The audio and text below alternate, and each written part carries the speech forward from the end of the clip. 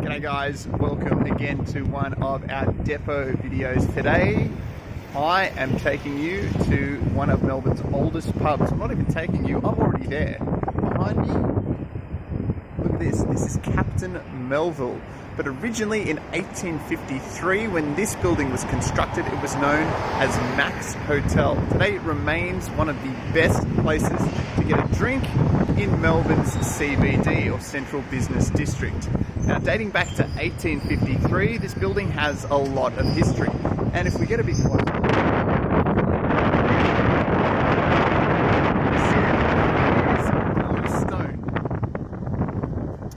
this is what so many of Melbourne's early buildings are constructed with. Buildings like St. Patrick's Catholic Cathedral and the old Melbourne Jail.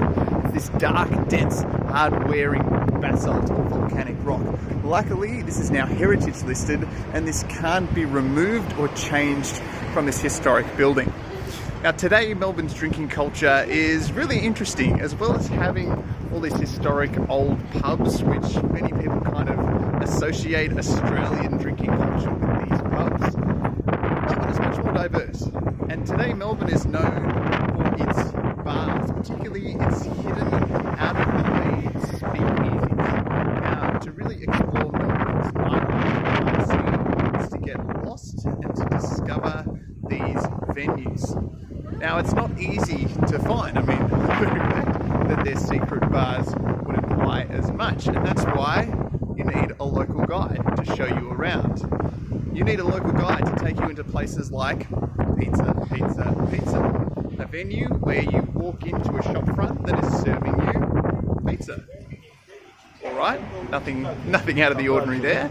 But if you go up to the person working there and say secret menu, then they will direct you through a curtain to a secret 90s hip-hop bar out the back. What about taking a short little sojourn out to Chapel Street, an area that is famous for its nightlife and shopping out in the southeast of the city, and going to Jungle Boy.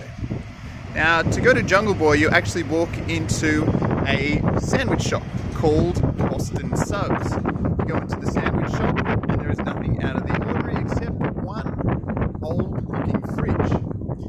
Now, no one's going to tell you where the secret entrance to the bar is, but those locals in the know will know to go up to that fridge, open the fridge door, and they are stepping through that fridge into that tiki bar, secret tiki bar out the back called Jungle Boy. These are only two of many of Melbourne's kind of hidden, secret, and particularly laneway bars that we love to spruik here. Now, it's not just the bars themselves that really make Melbourne's nightlife, it's the people who are working at those bars, and it's the whole ambience and experience that you get in these bars. Because we are proud that we have career bartenders in Melbourne. So we're talking to people who aren't just here working at a bar for a college job. These are people who have made their profession, who have made their kind of career out of serving the best quality drinks they can. They put their passion into the drinks that they serve.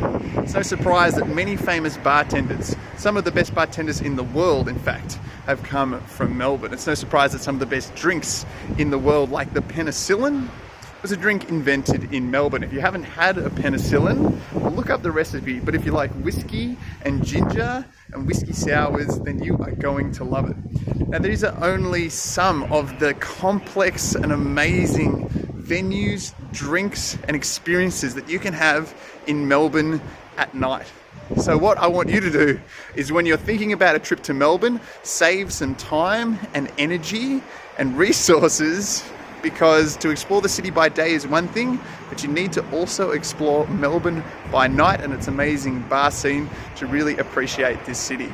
We'd love to see you on one of our tours depot adventures, so make sure you subscribe to see more videos like this and visit our websites, and we can take you on one of our tours soon. See you then.